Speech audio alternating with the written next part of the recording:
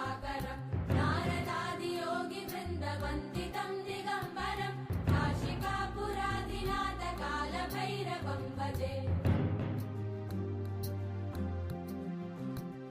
भानुकोटिभास्वरं भवाब्धितारकं परम् नीलकण्ठवीप्सितार्थदायकं त्रिलोचनम् कालकालमम्बुजाक्षमक्षशूलमक्षरम् काशिकापुराधिनाथ कालभैरवं भजे।